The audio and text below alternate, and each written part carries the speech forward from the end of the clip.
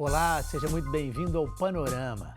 A partir de setembro desse ano, o Ministério da Saúde vem orientando profissionais que atendem pelo SUS a fazerem um teste nas consultas com crianças entre 16 e 30 meses de idade. O objetivo é detectar precocemente possíveis sinais do transtorno do espectro autista. O teste é simples, onde o pai ou o cuidador respondem a 23 perguntas sobre o comportamento do bebê. Caso haja alguma suspeita, a criança é encaminhada para um acompanhamento com especialistas. E o diagnóstico precoce é fundamental para o desenvolvimento de uma criança que esteja no espectro autista. Vamos conversar então um pouco mais sobre esse assunto? O Panorama está só começando.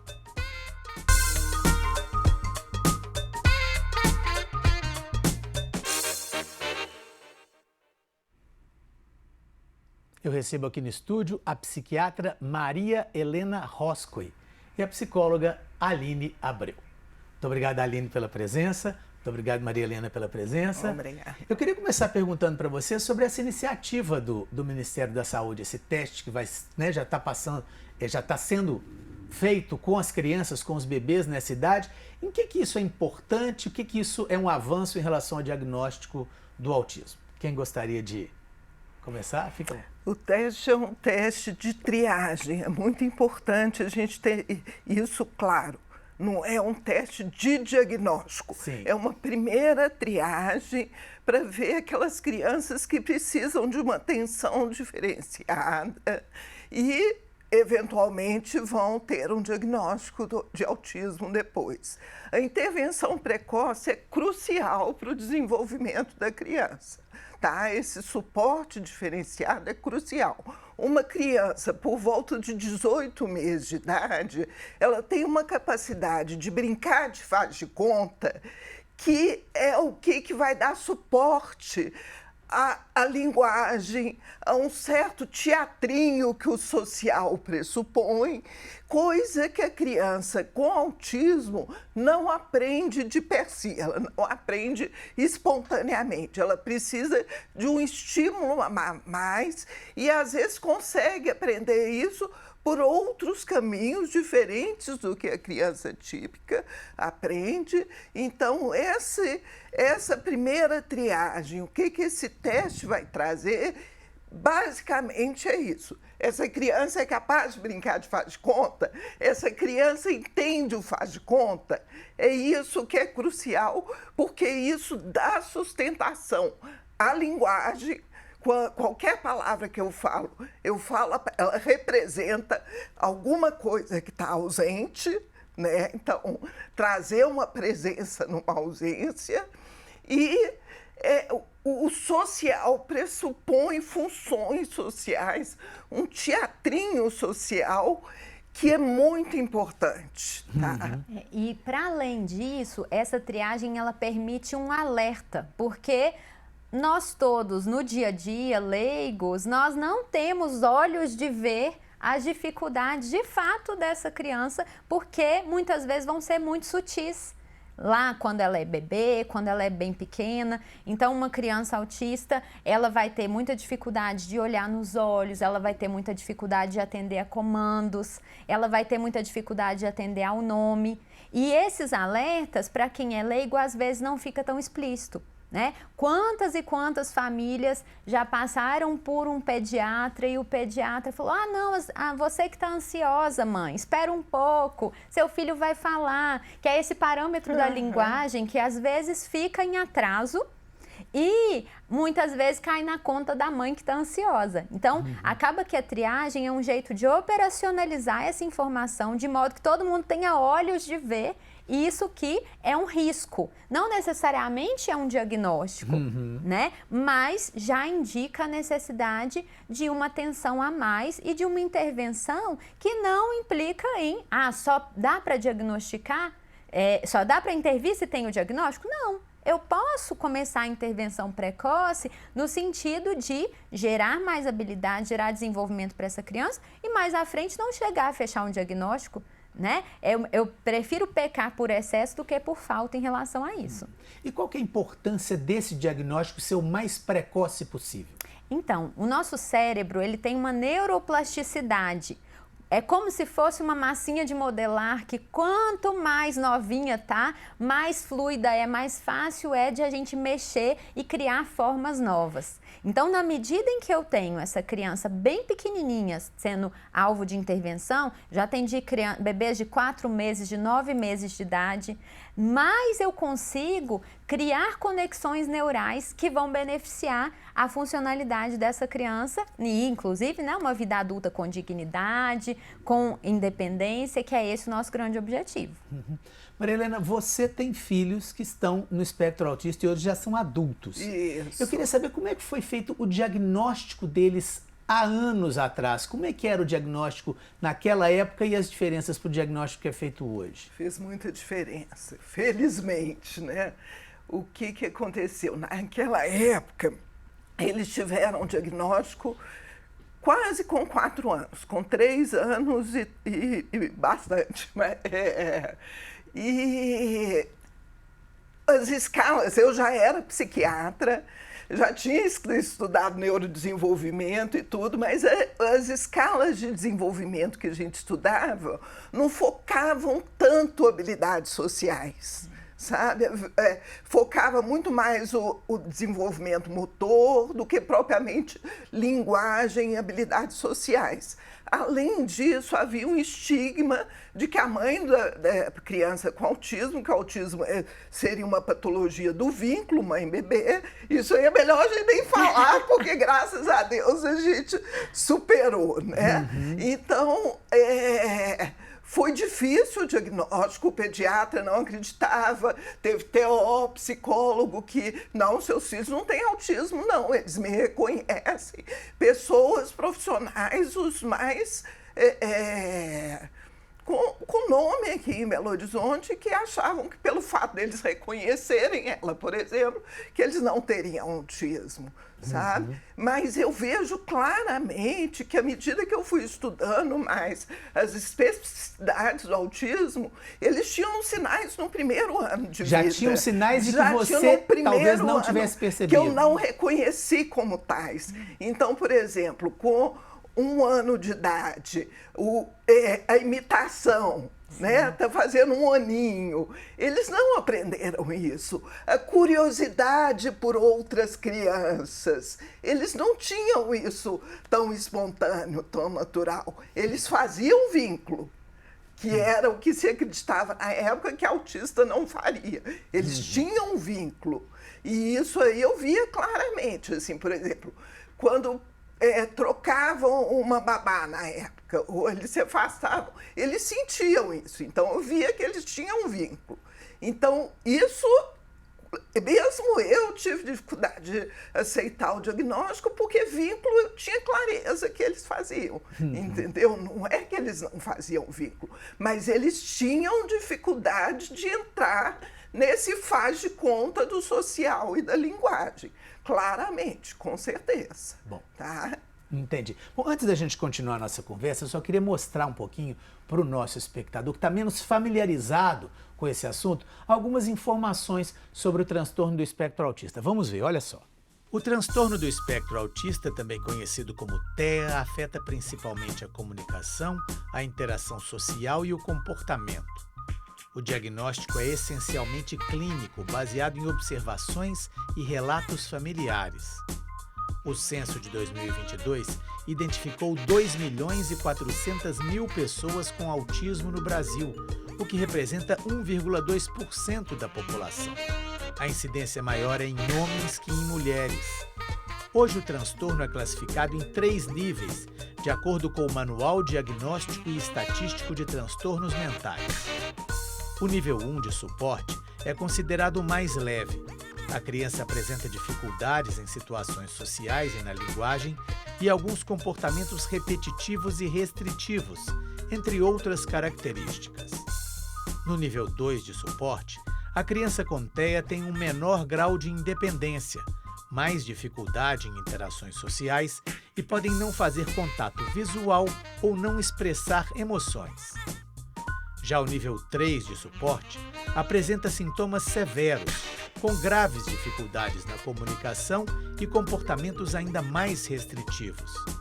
raramente iniciam alguma conversa e reagem somente a abordagens muito diretas.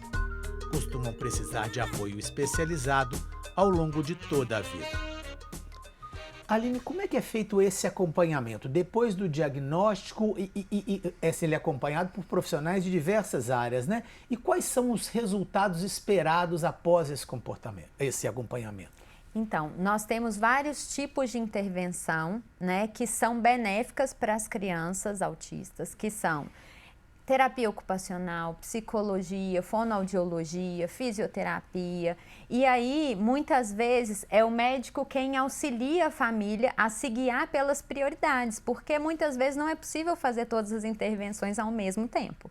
E aí, na medida em que a gente faz uma avaliação dessa criança, define quais são as prioridades de tratamento dela e realiza uma intervenção apropriada, seja com a criança, seja com a família, seja com a escola, a gente consegue uma evolução muito significativa, né? E, inclusive, muitas vezes consegue transitar entre esses níveis de suporte que a gente está falando, né? Uma criança que, às vezes, inicialmente tem um nível 3 de suporte, ela, na medida em que faz um tratamento baseado em evidências, organizado, ela consegue evoluir para o nível 2 de suporte, para o nível 1 de suporte, muitas vezes. E aí, daí a importância desse tratamento ser o mais precoce possível, porque na medida em que eu tenho esse cérebro com mais abertura para modificações, para desenvolvimentos, mais eu consigo que essa evolução aconteça com base nos tratamentos e na parceria com a escola e com a família. Maria Helena, e os nossos sistemas de saúde, seja ele público ou privado, eles estão preparados para dar esse apoio, para dar esse acompanhamento, para esse tipo de evolução que a Aline está colocando? Tem melhorado, sabe? Mas ainda precisa melhorar muito mais. A gente saiu de um momento em que haviam pouquíssimos profissionais no Brasil que entendessem de fato de autismo. Hoje em dia o autismo é um tema assim, bastante difundido, mas talvez a gente tenha caído no extremo oposto de, às vezes, profissionais falarem do tema sem tanto conhecimento, sem tanto aprofundamento.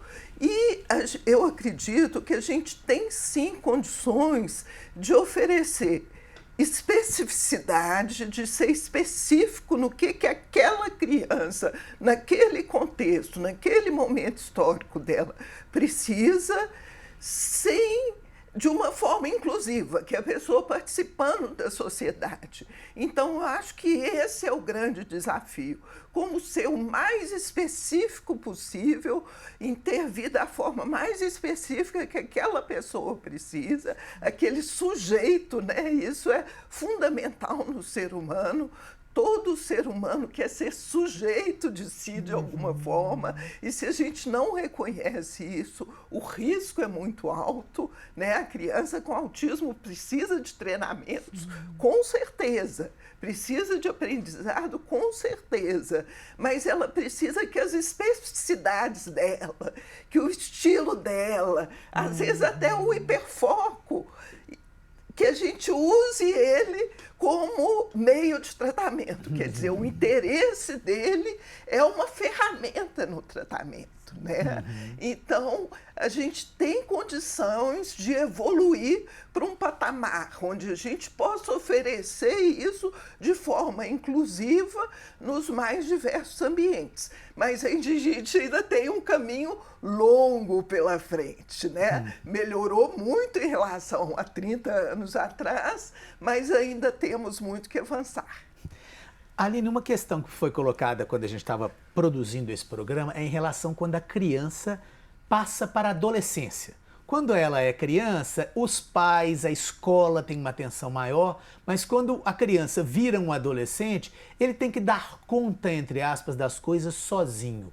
E aí entram os riscos de uma eventual depressão, de uma eventual dificuldade de lidar com isso. Como é que se trabalha, como é que se lida com essa questão da criança que conseguiu passar ali pela sua infância incluída de uma certa forma, mas que agora tem que encarar a adolescência e a vida adulta e ainda pertence ao espectro autista? Sim.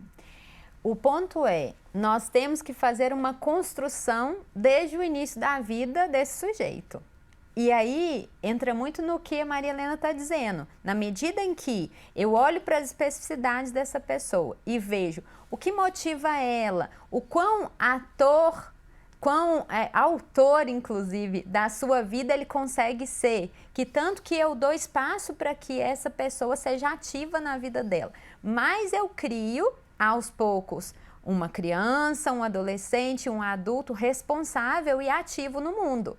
Muito frequentemente, alguns terapeutas que ainda não têm uma prática muito fluida no tratamento, eles acabam priorizando o ganho de habilidades, por exemplo, pedagógicas e tudo, a despeito desse ganho de responsabilidade e de se tornar ativo na sua própria vida. Então, na medida em que eu tenho um equilíbrio entre essas duas coisas, eu consigo criar adolescentes que se apropriam mais da sua vida e que, inclusive, vão saber lidar com contextos de bullying, vão saber reagir nessas situações porque eles estão sendo, desde a infância, educados para serem autores da própria vida. Claro, com todos os limites de cada um, tem crianças não verbais que a escolha dela vai ser com imagens. Qual que você quer? Você quer esse ou esse? E ela vai se apropriar da vida dela e vai encontrar o que ela vai conseguir de ação e vai se motivar através de apontar o que ela quer. Né? Então, na medida em que eu consigo fazer esse equilíbrio, eu crio condições para uma adolescência e uma vida adulta com mais autonomia e mais integridade.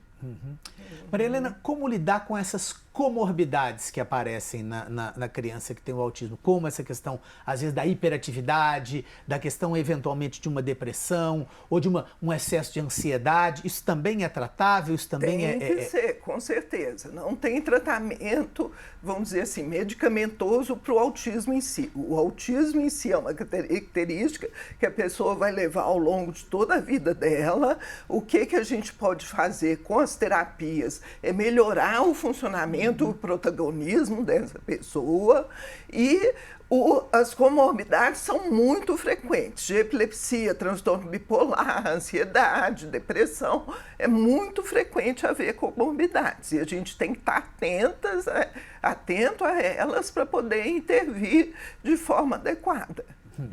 Bom, quer complementar? Infelizmente, algumas vezes, essas comorbidades, elas aparecem como resultado do quadro de autismo que não foi bem tratado na infância. Então, essa pessoa chega na adolescência e está com um quadro depressivo porque ela não sabe como interagir. E na adolescência, isso é um desafio desenvolvimental, né? Saber ter amigos, saber interagir. E aí, como aquilo não foi trabalhado com ela antes, ela fica ansiosa, ela fica deprimida. E aí, às vezes, eu tenho a ansiedade, a depressão, como a ponta do iceberg do tratamento que não foi bem conduzido. Bom, um outro assunto que eu queria tratar com vocês e também mostrar para o nosso espectador, ela é muito presente e foi tratado numa audiência aqui na Assembleia. É a questão da vida das crianças na escola. Elas têm, às vezes, muitas dificuldades, inclusive, em ser matriculadas ou em permanecer estudando. Vamos ver aqui na reportagem. A Comissão de Defesa dos Direitos da Pessoa com Deficiência ouviu mães de crianças atípicas, especialistas em educação e ativistas pelos direitos das pessoas com TEA para discutir a entrada e permanência desses alunos nas escolas de Minas Gerais. O encontro foi motivado por casos recentes de recusa de matrícula que ganharam repercussão na mídia. Apesar da obrigação de aceitar os alunos, as mães apontaram que essa negativa ocorre muitas vezes de forma velada. Ela vai e se identifica como uma mãe que está procurando um lugar melhor para o filho, uma escola que possa cuidar, que possa acolher, que possa ensiná-lo. E aí, na maioria das vezes, as escolas nos tratam muito bem. E no segundo momento, quando a gente vai explicar que os nossos filhos, né, são e estão dentro do espectro, a escola dá um passo para trás. Além da matrícula, outro desafio é a acolhida das crianças pelas escolas. Esta mãe conta que o filho não recebeu o auxílio que precisava. Eu estou passando pelo problema que a gente está discutindo. Meu filho não vai na escola desde maio. a vontade de chorar. Conversei, expliquei que meu filho precisava de apoio, levei laudo, levei tudo que precisava. Matriculei meu filho, começou o ano. Não tinha suporte, o plano de educação dele individual não foi feito, tive que cobrar, só me apresentaram em maio. Quando eles me apresentaram, na semana seguinte, meu filho não queria mais ir para a escola. Maria Helena, você pode dar para a gente um apanhado de como é que era isso, como é que foi isso com os seus filhos e como é que você vê essas situações como essas de hoje? É muito grave isso, né? E muito triste a gente ver isso acontecer ainda. Mas a gente tem que entender que a gente é herdeiro de uma sociedade que sistematicamente ou excluía essas pessoas, as pessoas que tinham nível de suporte 3 eram excluídas, ou negavam o diagnóstico. A pessoa ou nem existia, nem fazia, nem se pensava nisso. Ah, fulano é esquisito, fulano é estranho, fulano é diferente, né? É introspectivo, é tímido demais. E muitas dessas pessoas eram autistas. E não eram diagnosticadas, E não eram diagnosticadas. Então, a gente vê essa questão do aumento da prevalência, é porque tem muitas pessoas que não tinham diagnóstico, né? Essas pessoas são mais funcionais, têm um nível necessitam de menos suporte do que aquelas de nível 3, que na época eram totalmente excluídas, com certeza. Mas, infelizmente, assim, essas situações ainda ocorrem. E é o que você falou, se na infância ainda é um pouco mais fácil, quer dizer, uma criança hiperativa ainda é um pouco mais tolerável, quando chega na adolescência e na fase adulta, e essa questão do pertencimento, de como trabalhar essas pessoas, ainda é um grande desafio. Tá? Então, é triste a gente ver isso, que as escolas realmente ainda não estão... a escola, se você for pensar, aquele modelo de sala de aula, é um dispositivo que relativamente evoluiu pouco historicamente. Né? O professor na frente e os alunos sentados aprendendo. E a gente tem que pensar em modelos mais colaborativos. Eu acho que a presença de pessoas neuroatípicas numa sala de aula é uma oportunidade de trabalhar o pertencimento, a colaboração, a inclusão, que são questões que a nossa sociedade como um todo precisa muito. Né? Então, e a gente vê, por exemplo, eu recentemente recebi um adolescente que, e não só, tem mais de um caso que eu estou lembrando aqui, de que a escola acha, então, incluir pessoa com autismo e colocar um professor de apoio. E coloca um professor de apoio lá, uma pessoa que eu atendo, ele é que ensina para professora de apoio, entendeu? Porque ele tem altas habilidades, a professora de apoio não sabe o que está fazendo lá. Entendeu? Ele que tem que se dar conteúdo para ela, tá? E a partir do tratamento ele tem conseguido se socializar mais um pouco. E outro caso também de um adolescente que é professora de apoio, teve uma função durante um tempo, mas no contexto que ele estava, ela estava mais reforçando o estigma do que realmente dando apoio, entendeu? Que era um momento em que o adolescente precisava se sentir pertencendo ao grupo e a professora de apoio estava fazendo um desserviço ao aluno. Então, a questão é de um olhar realmente que contemple a especificidade de cada estudante, sabe? Aline, a gente está caminhando para o finalzinho, queria que você falasse um pouquinho desse cenário escolar que a gente viu na reportagem, como é que você vê e como é que a gente poderia avançar nisso também. Eu acho que a gente tem que partir de uma realidade que tem que ser falada com muita clareza, né? As escolas ainda não sabem incluir. Nós estamos engatinhando nesse processo.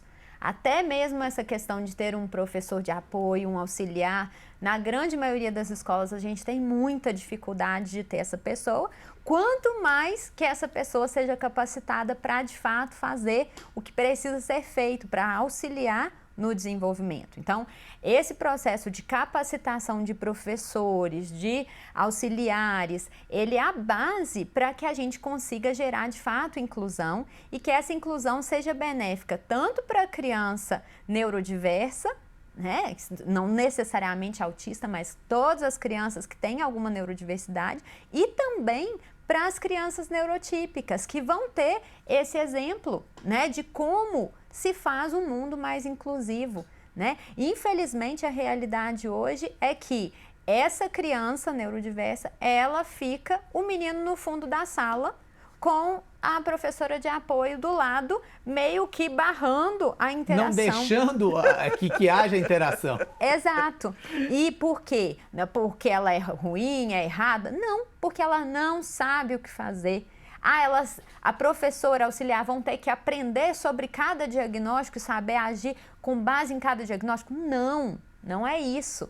Existem estratégias úteis que podem ser usadas em várias neurodiversidades, porque existe TDAH, existe síndrome de Down, existem milhões de possibilidades aí, que é isso de, na medida em que o profissional tem mais recursos, tem mais estratégias, ele consegue lançar a mão dessas estratégias. Só que a realidade hoje é que a gente não tem esses professores capacitados e com estratégias.